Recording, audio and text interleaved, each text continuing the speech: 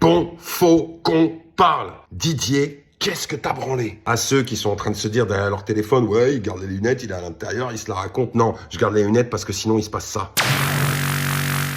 Et du coup, j'ai l'esprit Coubertin, donc je veux pas qu'il y ait des morts, ok? Bon, normalement, tranquillement, on faisait un débrief de Ukraine-France, mais finalement, ça va tourner autour de quoi? À votre avis? En tant que supporter parisien, là, tu le vois, ce putain de logo, Didier? Donc ce matin, on apprend que l'équipe médicale du PSG avait recommandé au staff de l'équipe de France de ne faire jouer Dembélé qu'en dernier recours. Mais qu'est-ce que vous avez foutu, la cellule médicale? Parce que qu'est-ce qu'il a fait, Didier? On menait tranquillement 1-0 à la mi-temps. Il se dit quoi? Bah, c'est le moment de faire rentrer Dembélé, évidemment. Là, c'est sûr qu'on va pas s'en sortir. Et qu'est-ce qui s'est passé? Eh ben, ça a cassé. On était sur une qualification qui était d'ores et déjà quasiment acquise. On mène 1-0 contre une équipe qui ferait mieux de faire autre chose que de jouer au foot parce qu'ils ont vraiment d'autres problèmes à gérer. On mène 1-0 début de la première mi-temps et là, qu'est-ce que tu te dis? Ah bah, c'est le moment de faire rentrer Ousmane. Qu'est-ce qu'ils ont dit déjà, Paris, au téléphone? De toute façon, on en a rien à foutre. Bah oui, c'est ça le problème, c'est que l'équipe de France, vous en avez à chaque fois rien à carrer des clubs auxquels les joueurs appartiennent. Ok, on était sur un match de qualification à la Coupe du Monde, donc pas un match amical, mais est-ce que véritablement ce match était important et conditionnait notre qualification? Non. Autre chose, ce matin, qu'est-ce qu'on apprend maintenant?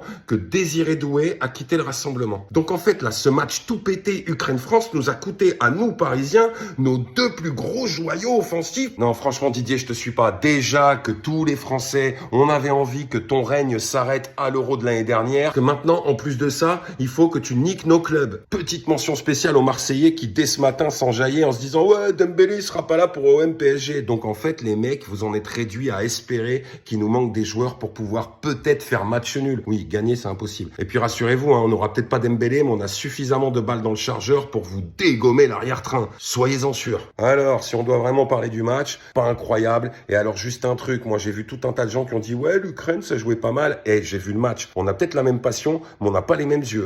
Ça, je vous le dis. Donc non, franchement, rien à dire sur cette équipe, à part que Ilya Zabarny, notre défenseur parisien, a fait à peu près le job. Mais le reste... Donc oui, après l'analyse de ce match, vous vous rendez bien compte que Dembélé était forcé d'être sur le terrain, n'est-ce pas? Putain.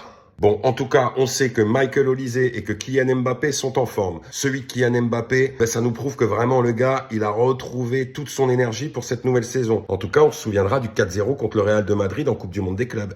Bref, super rentrée de l'équipe de France, on est trop contents, nous les Parisiens, merci beaucoup. En tout cas, nous, on a une saison à gérer maintenant et pas l'année prochaine, donc t'es gentil Didier, tu vas laisser tranquille les joueurs du PSG, on était fiers jusque-là, mais en fait, si tu les sélectionnes pas, ça nous ira quand même. Sur ce, passez quand même une bonne soirée.